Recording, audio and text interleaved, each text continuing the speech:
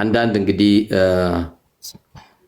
በማይመለከታቸው እየገቡ እዚህ ጋር የሚጽፉ ባለጌዎች አሉ።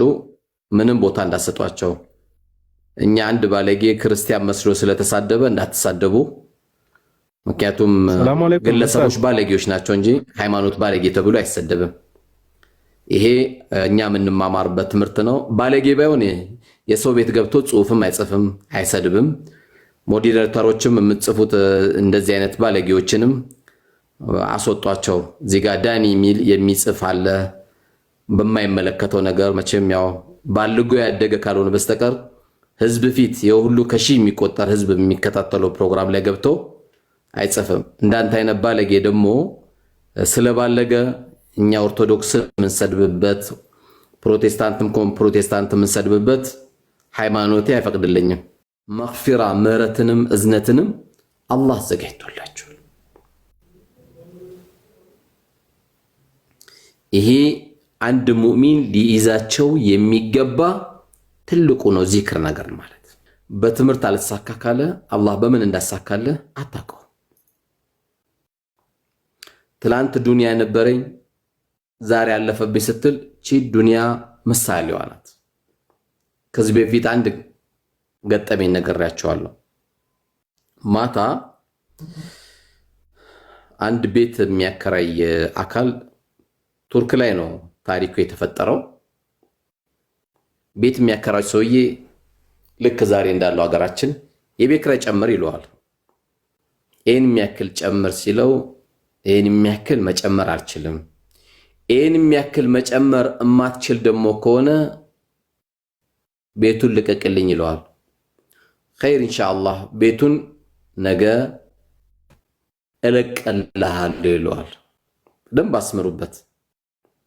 ነገ ቤቱን እለቅልሃለሁ። ይህም ባለበት ሰዓት የአላህ ስብሓነሁ ወተዓላ ስራ በጣም ያጅባል። በዚች መሃል ላይ እንደ ኢትዮጵያ አቆጣጠር ከሌሊቱ 6:25 ወይም 6 ከሩብ ይመስለኛል ቱርክ ላይ መሬት መንቀጥቀጥ ይነሳል። ይነሳና ድምጡ ይጠፋል። ብዙ ቤቶች በጣም ይፈርሳሉ። አላህ የሞቱ ሰዎችም አሉ፣ የተረፉ ሰዎችም አሉ።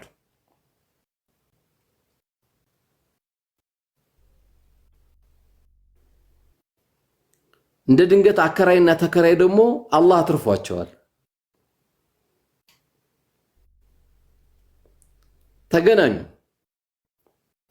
ተገናኙና ምን ተባባሉ? ማታ ዋጋ ጨምር ስትለኝ ነበረ።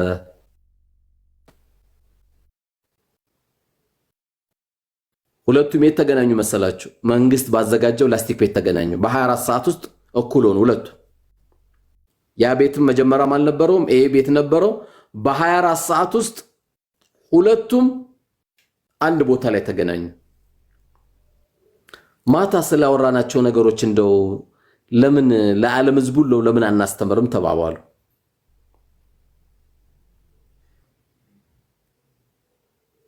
ይተላለፍ ተባባሉ። ተስማሙና ያው መልእክቱ ለኔና ለእናንተ ማደረሱት። በዚህ መልኩ ነውና ኢንሻአላህ እስልምናችን ተስፋ የምንቆርጥበት አንድም በር የለም። ሻሃዳ ይዞ እንኳን የመጣ አካል ካለ አልኢስላሙ ማይጅቡ ቀብለሁ የነበረበት የቀደመውን ወንጀል ሁሉ አላህ ምህረቱን ይለግሰዋል።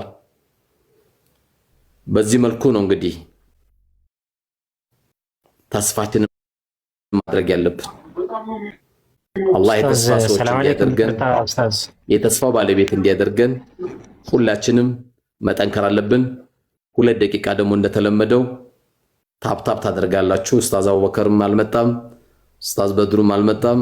እንግዲህ አላህ እስካስቻለኝ ሰዓት ድረስ 30 ደቂቃዋን ኢንሻአላህ ሰዎችንም ማስገባት አልቻላችሁም። ለማንኛውም ብዙ ወጣቶቻችን እየሰለበብን እየወሰደብን ያለው የሸይጣን ተንኮልና ተስፋ በማሳጣት ወንድሞቻችን ወደ ስራ ከሚገቡት ራሳቸውን እንዲያጠፉ የሚያደርጉበት ሰበቦችን እስካሁን 4 ሰበቦችን አይተናል። በኔ ቤት ስድብ አይታሰብም። የሚሳደበውን ሊሆን ይችላል እንጂ እኛ አንሰድብም።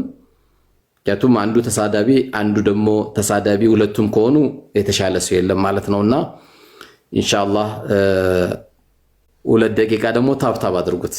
ኡስታዝ አላህ ረጅም እድሜ ያኑራችሁ። እናንተ በምትሰሩት እናንተ በምታደርጉት ከይር ስራና ታላቅ የሆነ ስራ ትውልድንም ህዝብንም ሁሉንም እየታደጋችሁ ያላችሁ ጀግና አባት ናችሁ እና አላህ ረጅም እድሜ ያኑራችሁ። እኛ ለምንሰራው ጥሩ ነገር እናንተ መነሻ ናችሁ ብዬ ሁሌም ማስባችሁ